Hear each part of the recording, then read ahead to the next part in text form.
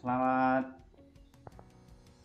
pagi atau siang teman-teman, salam dan bahagia. Kami dari kelompok Neuroscience Kognitif. Kalau di urutan kelompok 1 ingin menjelaskan soal Neuroscience Kognitif. Yang pertama itu perkenalkan, nama saya J. Sinsang Prakosa, nomor induk mahasiswa 2018 011 082. Saya Rian Ferik Bandaso, nomor mahasiswa 2019 01 11 80. Yuni.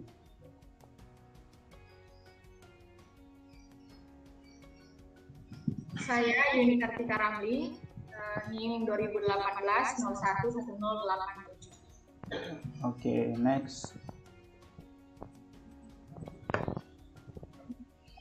Lanjut.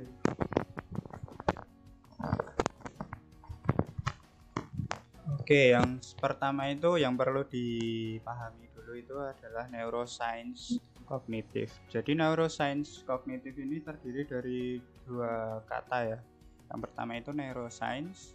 Neuroscience itu secara sederhana itu ilmu yang mengenai fungsi otak sih. Jadi di sini di neuroscience itu bidang disiplin ilmu yang berusaha untuk mengetahui cara kinerja otak, tentu dari bagian-bagian otak atau sistem saraf pusat atau saraf tepi, misalnya sumsum tulang belakang. Terus yang kedua itu kognitif. Kognitif itu pendekatan secara kognisi atau kayak pola berpikir gitu. Itu salah satu pendekatan psikologi. Jadi kalau secara umum itu neuroscience kognitif itu adalah pendekatan pada psikologi kognitif yang memusatkan pada perkembangan otak yang merupakan pusat dari saraf gitu. Jadi perkembangan atau pertumbuhan otak itu akan mempengaruhi dari pembentukan sistem kognisi kayak gitu. Next. Selanjutnya. Oke, ini ada yang namanya neuroscience dan kecerdasan. Jadi neuroscience sama intelijensi itu karena ini berkaitan dengan kognitif, itu sangat berdekatan. Dari yang pertama itu neuroscience meneliti soal kecerdasan yang berkaitan dengan ukuran otak. Jadi semakin otak itu kan mengalami perkembangan ya. Seseorang itu yang pertama mengalami pertumbuhan dan perkembangan. Pertumbuhan itu secara kuantitatif, kalau perkembangan itu secara kualitatif. Dilihat dari perkembangan otak itu semakin banyak fungsi kerja otak yang semakin bekerja. Misalnya tentu anak kecil itu kan daya tangkapnya itu kan lebih cepat daripada orang dewasa karena dia baru proses pembelajaran gitu. Jadi karena kata guruku dulu kalau IPA itu semakin banyak diasah itu semakin banyak celah-celah sarafnya yang ada, impulsnya itu semakin cepat dalam menerima informasi. Nah, semakin kan otak itu kan kayak bentuknya itu kayak berbukit lembah. Nah, lipatan-lipatan yang ada di otak itu tuh menyimpan beberapa sel saraf. Nah, semakin digunakan itu ibaratnya itu semakin celahnya itu semakin banyak dan membuka satu sama lain. Jadi sarafnya itu semakin berkembang. Seiring sarafnya berkembang juga ada beberapa saraf yang meninggal dan atau mati, itu digantikan dengan saraf yang baru. Terus yang kedua, neuroscience juga meneliti soal kecerdasan yang berdasarkan dengan neuron. Ini tuh berkaitan soal seberapa cepat informasi itu dapat diterima, ditangkap dan diolah oleh otak. Kayak gitu. Jadi di neuroscience itu sebenarnya itu saraf antara satu dengan yang lainnya itu kan dipisahkan oleh yang namanya celah sinapsis. Jadi mereka tidak terhubung secara dekat itu enggak, tapi ada celahnya itu. Kenapa sih mereka enggak terhubung secara rapat gitu? Karena kalau dilihat itu penyebaran impuls itu jalannya itu kayak lompat-lompat gitu. Aliran listriknya itu lompat dari satu sel atau sel saraf satu ke sel saraf lain. Nah, kalau itu tersambung, itu alirannya kurang cepat kan. Kita kalau berjalan itu kayak lebih lambat daripada kita melompat. Nah, maka aliran informasinya itu dilakukan secara lompatan. Itu tadi lompatan kejutan listrik yang kecil. Nah, yang kedua, yang terakhir itu kecerdasan yang berkaitan dengan metabolisme otak. Jadi kecerdasan dengan metabolisme otak ini ada sebuah penelitian itu soal metabolisme glukosa. Glukosa itu kayak apa ya, sel gula yang sederhana kan, yang kompleks ada fruktosa, galaktosa dan macam-macam maltosa kayak gitu. Tapi yang sederhana itu adalah glukosa. Jadi glukosa ini itu berperan penting dalam metabolisme otak. Jadi ada sebuah penelitian itu menyebutkan kalau semakin glukosanya terpecah dengan baik, maka kinerja otaknya itu semakin efektif gitu. Jadi hal itulah yang membuat ada keterkaitan hubungan antara metabolisme glukosa dengan kecerdasan. Nah, metabolisme glukosa ini lebih disederhanakan lagi di pembahasan metabolisme glukosa. Oke, pembahasan selanjutnya akan diteruskan sama Felix. Next slide.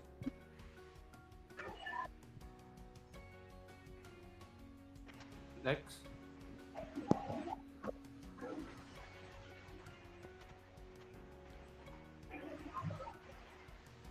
Baiklah, sebelum lanjut tentang otak, kita akan bahas dulu mengenai sel saraf.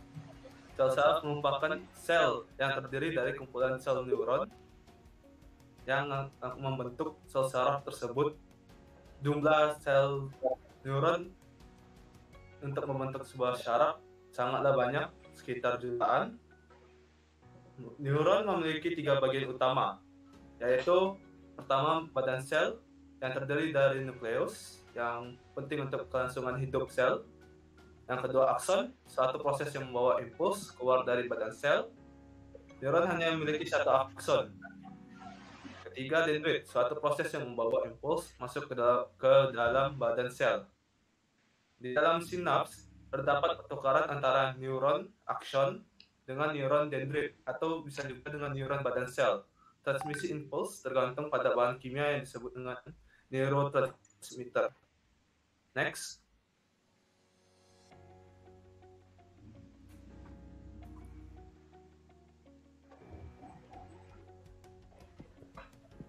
Lalu adanya neuroglia sel khusus pada sistem saraf pusat hubung myelin berupa oligodendrosit. Sel Schwann pembungkus akson dan dendrit pada sistem saraf perifer yang tugasnya memproduksi chemical growth factor untuk meregenerasi. Next.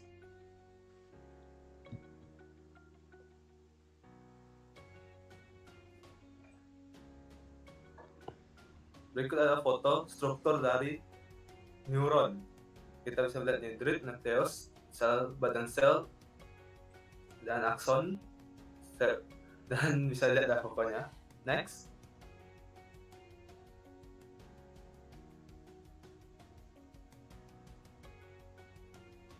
Sistem saraf pusat. Sistem saraf pusat terdiri dari otak dan sumsum tulang belakang. Sistem saraf pusat terdiri dan memiliki fungsi sebagai pusat pengendali utama tubuh, seperti ketika kita berjalan atau melakukan gerakan refleks. Bagian fungsional pada susunan saraf pusat adalah neuron akson sebagai penghubung dan transmisi elektrik pada neuron, serta dikelilingi oleh sel glia yang menunjang secara mekanik dan metabolik. Next.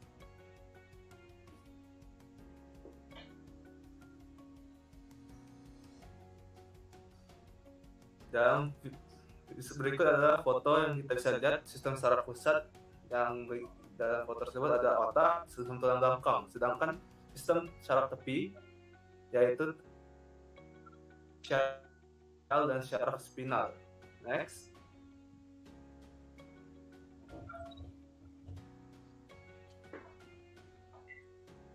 Selanjutnya yaitu mengenai otak. Otak merupakan alat tubuh yang sangat penting dan sebagai pusat pengatur dari segala kegiatan manusia yang terletak di dalam rongga tengkorak kepala. Otak terdiri dari banyak bagian dengan fungsinya yang terintegrasi secara menyeluruh, yaitu otak besar, cerebrum, otak kecil, cerebellum, dan batang otak. Selanjutnya, next.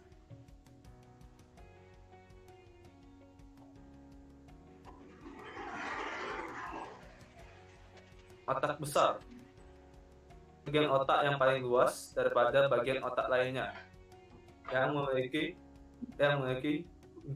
berfungsi untuk mengatur fungsi-fungsi otak yang paling kompleks. Otak besar terbagi menjadi dua hemisfer yang simetris, yaitu hemisfer kanan atau otak kanan, celah longitudinal cerebral. Otak kanan memiliki fungsi untuk mengatur aktivitas yang melibatkan intuisi, kreativitas, seni, emosi, imajinasi, berpikir dengan menggambar dan mengatur tubuh bagian kiri. Sedangkan otak kiri mengatur aktivitas yang melibatkan aturan, analisis, hitungan, bahasa, logika, dan mengatur bagian tubuh bagian kanan. Otak besar dilapisi oleh sebuah lapisan tipis dinamakan korteks cerebral cortex. Next.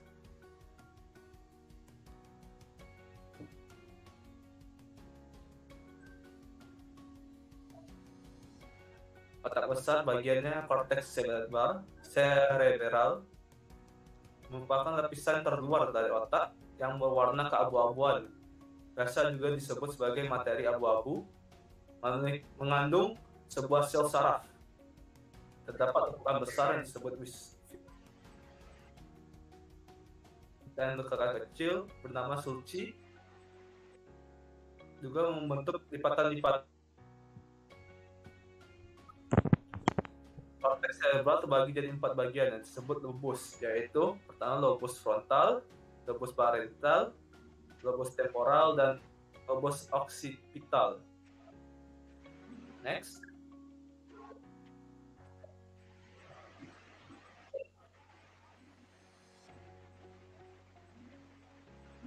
Berikut foto dari otak besar yang di bagian depan itu disebut dengan lobus frontal, bagian tengah frontal, bagian bawah belakang disebut itu lobus occipital, dan bagian depan bawah disebut lobus temporal. Next.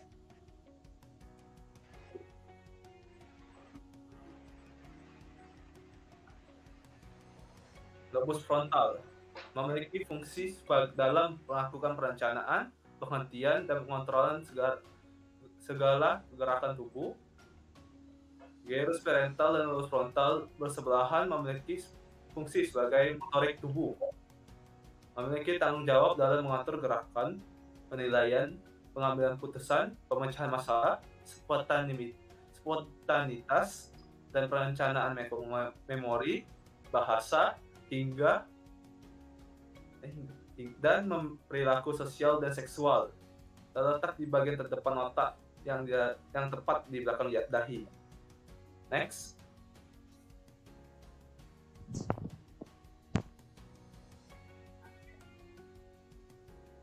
Berikutnya lobus parietal.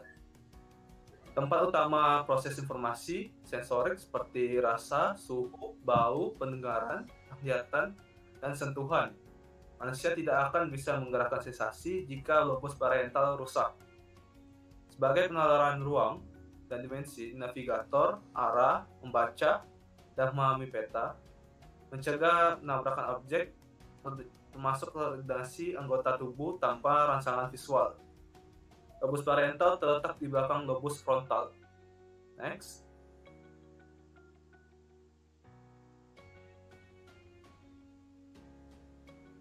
Lobus occipital memiliki peran untuk melakukan pemahaman apa yang akan dilihat mata, visual, contohnya seperti memahami suatu teks dalam buku atau gambar pada lukisan. Jika lobus occipital rusak atau cedera, tidak akan dapat memproses sinyal visual dengan benar sehingga bisa mengalami gangguan penglihatan bagi manusia. Lobus occipital terletak next.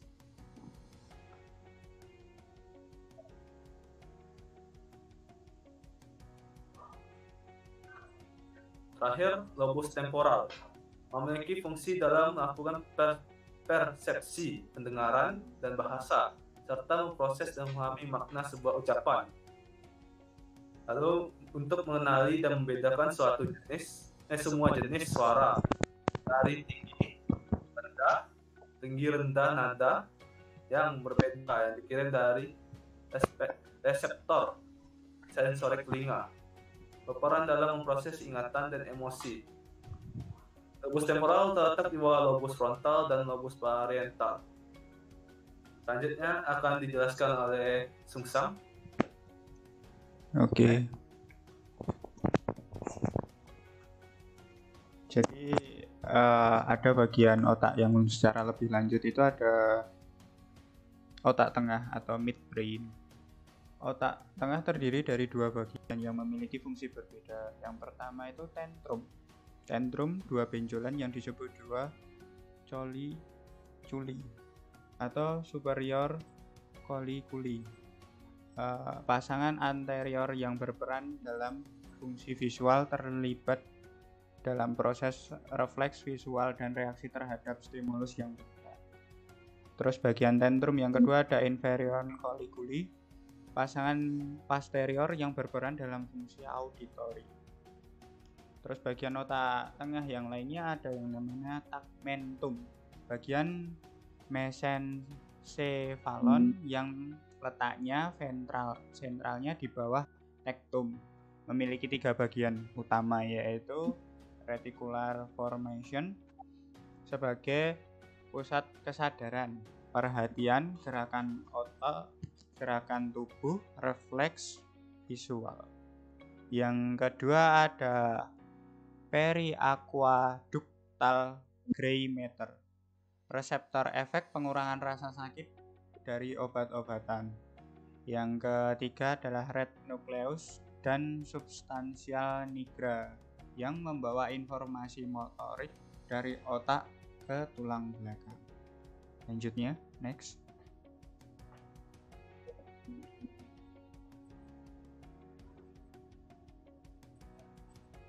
Ini bagian otak tengah tadi itu ada tectum, terus superior colliculi dan inferior colliculi. Next.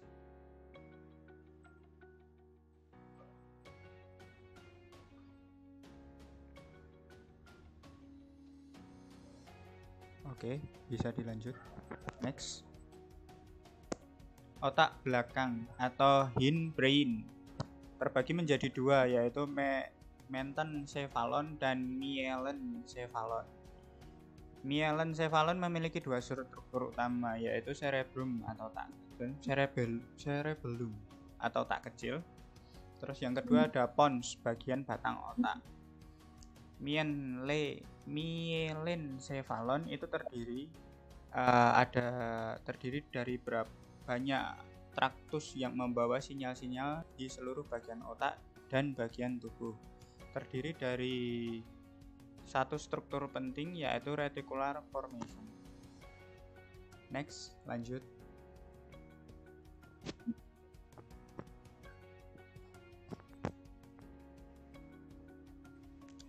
Sebelum agak kecepatan, lompat satu slide tadi.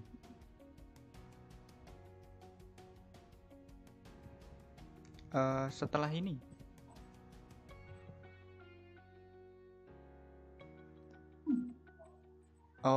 jadi langsung ke bagian batang, ke bagian itu tadi, otak tengah, otak kecil. Sekarang otak kecil terletak di bawah otak besar, tepatnya di bawah lobus occipital. Lobus occipital itu tadi letaknya agak di belakang ya, di belakang, terus ini di bawahnya. Memiliki dua belahan otak dan berwarna abu-abu dan putih. Bertanggung jawab terhadap pengaturan gerakan keseimbangan. Nah, otak kecil ini berperan sebagai keseimbangan, mengatur sikap atau posisi tubuh hingga koordinasi otot. Nah, yang selanjutnya penting dalam kemampuan untuk melakukan tindakan cepat yang berulang. Nah, ini sering banget dilakukan, yaitu bermain video game. Next.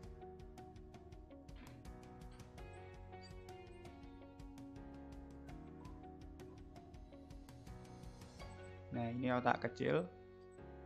Gambarnya itu ada di oksipital, itu bagian belakang, terus di bawahnya itu ada otak kecil.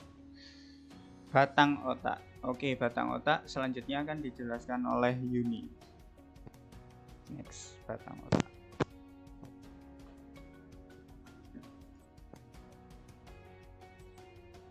Kemudian, batang otak itu terdiri dari 3, yang pertama encephalon, dan kemudian pons, yang ketiga itu medula oblongata.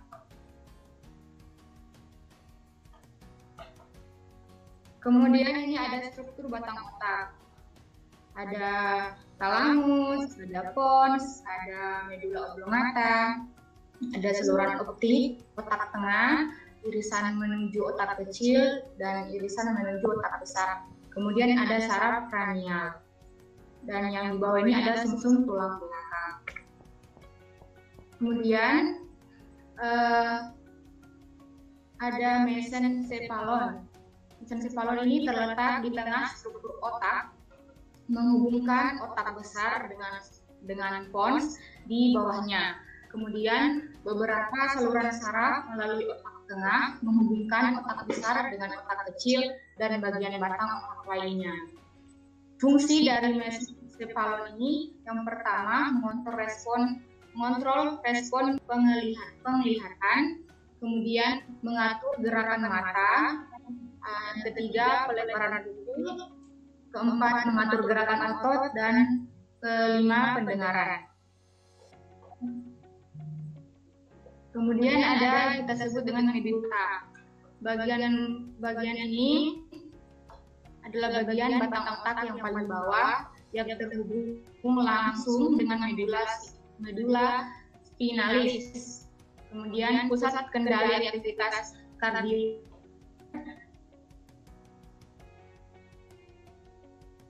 refleks untuk batuk. Oblong mata ini mengatur mood dan mengatur pergerakan saluran pencernaan. Kemudian ada yang namanya sumsum tulang belakang. Sumsum tulang belakang ini terletak di tengah rongga ruas-ruas tulang belakang. Perkembangan sumsum tulang belakang lebih lambat dibanding ruas tulang belakang. Berbentuk silindris, ketebalan sekitar seukuran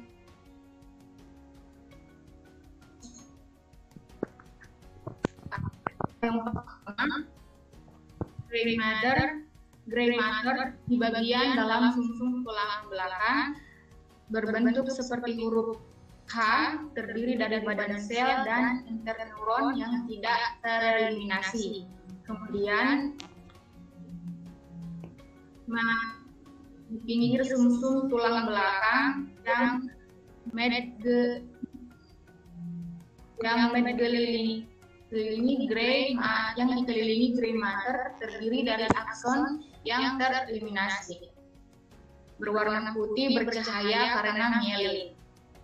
Kemudian sumsum tulang belakang terdiri dari 31 pasang, yaitu 62 ruas saraf spinal yang terbagi atas 8 pasang ruas tulang leher, 12 pasang ruas tulang dada, 5 pasang ruas tulang punggung bawah, 5 pasang ruas tulang panggul, dan 1 pasang ruas tulang ekor. Ini sumsum tulang belakang dan saraf spinal. Jadi sumsum tulang belakang ini merupakan sistem saraf tepi, yang dimana sistem saraf tepi itu tadi terdiri dari saraf spinal dan kranial. Inilah sumsum tulang belakang yang tampak dari belakang.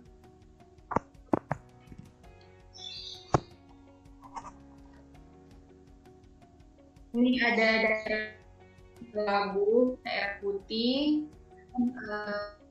ganglion karpel, saraf spinal, dan satu ini disebut dengan koordinasi spinal.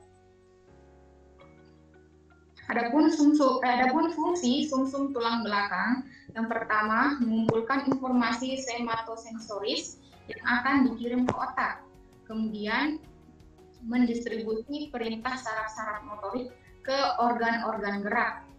Yang ketiga, sumsum tulang belakang memiliki beberapa fungsi saraf otonom dan mengontrol gerakan-gerakan refleks.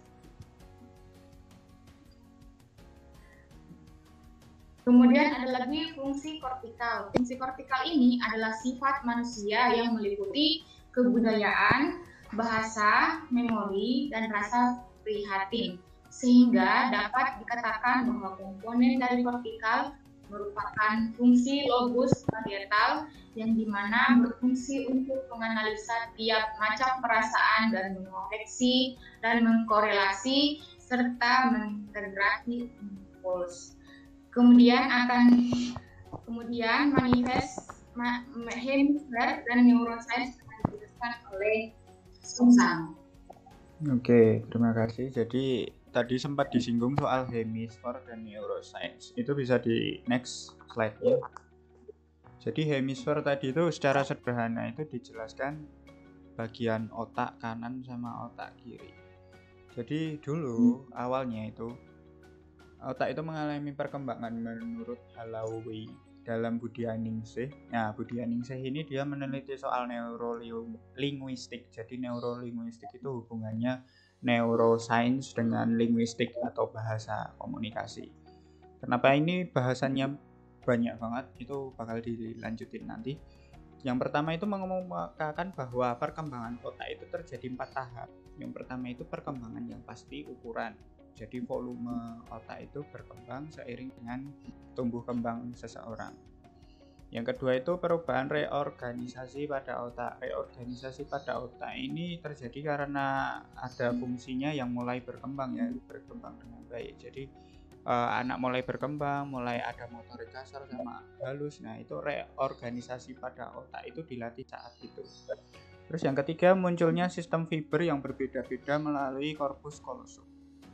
Yang keempat munculnya hemisfer asimetrisnya. Sebenarnya di sini tuh agak janggal ya, ketika penampang otak itu dibelah jadi 2, itu bentuknya bakal simetris atau tidak simetris, itu masih jadi pertentangan. Tapi yang jelas di sini ada yang bilang asimetris dan simetris, itu pun tak masalah karena kan otak itu kan kayak bergerombol-gerombol itu ya, ada kanal-kanalnya.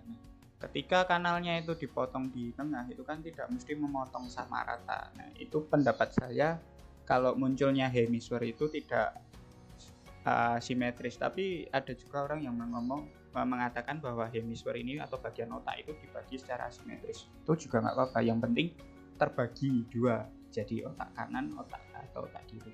Next, selanjutnya.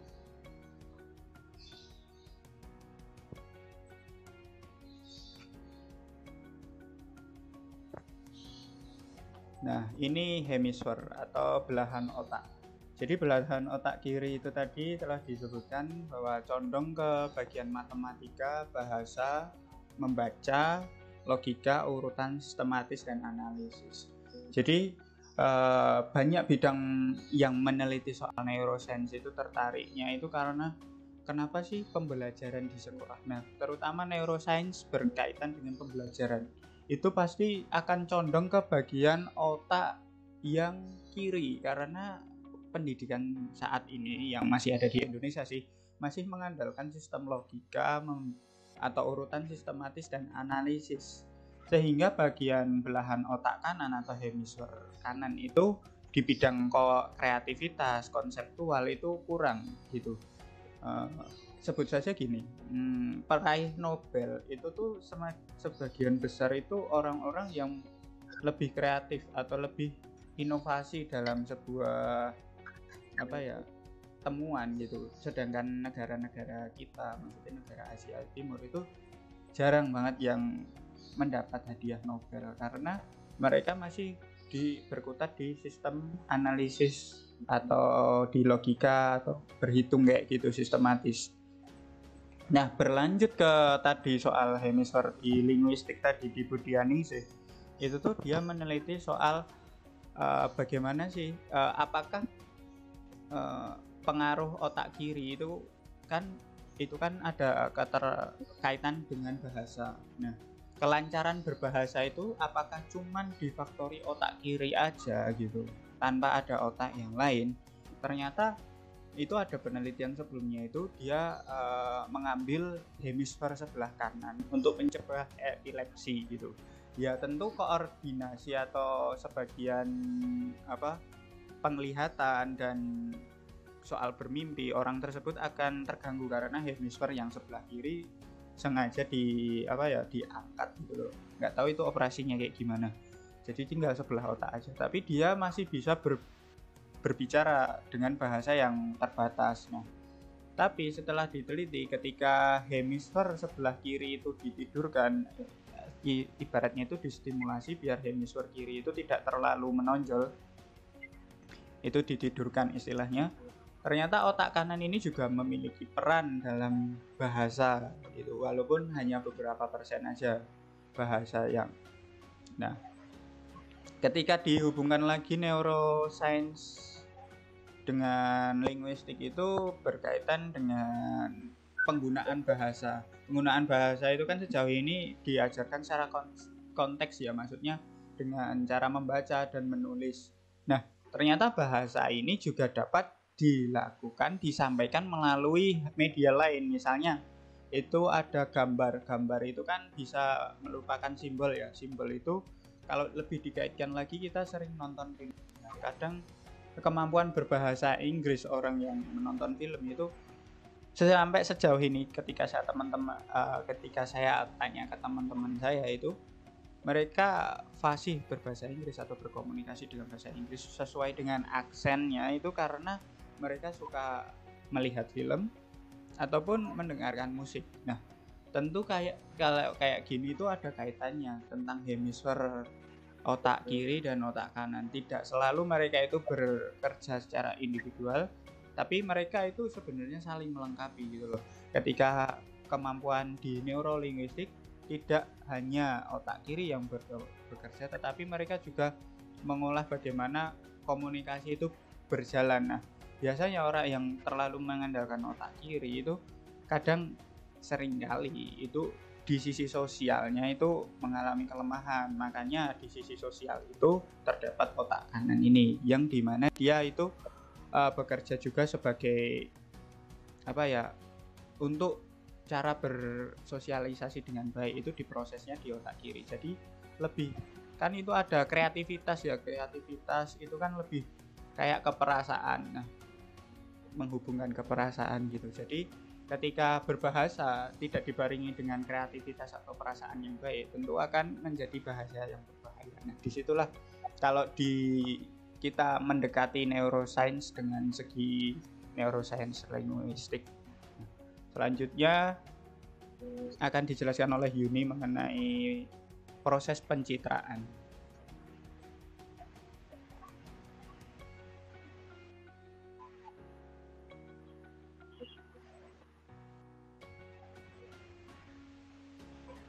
Oke, baik. Sekarang kita akan membahas tentang teknik pencitraan. Teknik pencitraan ini terdiri dari 3. Yang pertama tentang rekaman listrik, yang kedua pencitraan statis, dan pencitraan metabolik. Baik, yang pertama rekaman listrik.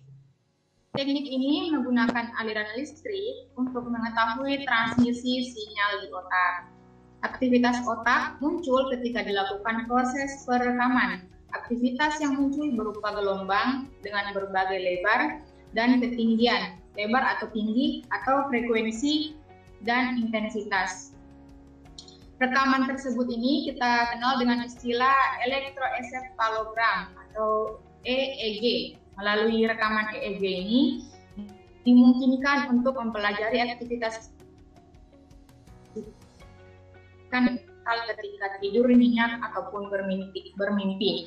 Jadi untuk mendapatkan rekaman EEG ini, elektroda yang ditempatkan di berbagai titik di sepanjang permukaan kulit kepala. Jadi itu bentuknya kayak kabel-kabel yang kemudian di permukaan kulit kepala kita. Nah, semua aktivitas di area otak kemudian akan direkam. Namun EEG ini itu sebenarnya sangat sensitif terhadap semua perubahan yang terjadi. Semua perubahan yang terjadi selama proses perekaman. Contohnya ketika pasien atau kan melakukan perekaman saat pasien atau partisipan kondisi tertidur. Ketika partisipan mengalami terkadang akan mimpi, maka aktivitas bermimpi akan direkam oleh teknik pencitraan ini melalui teknik pencitraan rekaman listrik. Kemudian begitu juga sebaliknya ketika partisipan melakukan perekaman dalam kondisi sadar, jika otak berupa dilakukan perekaman dalam kondisi oleh partisipan, biasanya ketika sebuah mendengar bunyi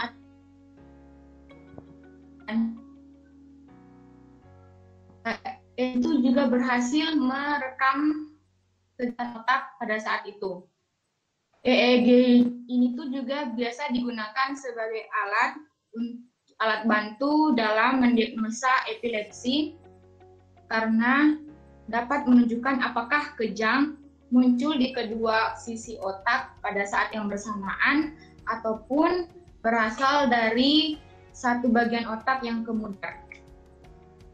Yang kedua ada pencitraan statis. Teknik ini meliputi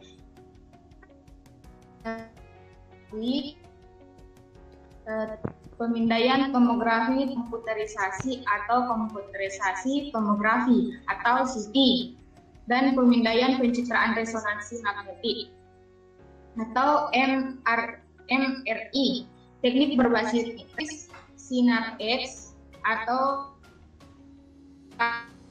scan. Kemungkinan untuk seperti kerusakan akibat stroke atau tumor. Namun resolusi mereka terbatas ya, dan dapat memberikan banyak informasi tentang lesi dan penyimpangan yang kecil pada otak. Jadi lesi itu adalah area di mana jaringan tubuh telah rusak. Kemudian yang terakhir, teknik pencitraan metabolik. Teknik pencitraan metabolik ini bergantung pada perubahan yang terjadi di dalam otak sebagai akibat dari peningkatan konsumsi glukosa dan oksigen di area aktif otak. Ide dasarnya adalah bahwa area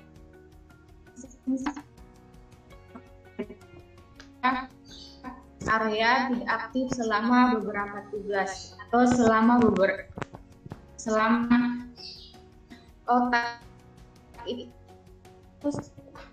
dibutuhkan satu tugas harus lebih aktif selama tugas daripada selama pemrosesan yang lebih umum, dan dengan demikian membutuhkan lebih banyak glukosa dan oksigen. Ilmuwan mencoba untuk menentukan area khusus untuk suatu tugas dengan menggunakan metode pengurangan. Sekian untuk materinya dan terima kasih. Ya, baik. Itu tadi. Oke, mungkin bisa diambil alih Sungsang. Oh ya, terima kasih. Jadi itu tadi presentasi dari kami soal neuroscience kognitif. Mungkin kalau ada saran atau pertanyaan bisa isi di kolom komentar. Cukup sekian dari kami. Terima kasih. Salam dan bahagia.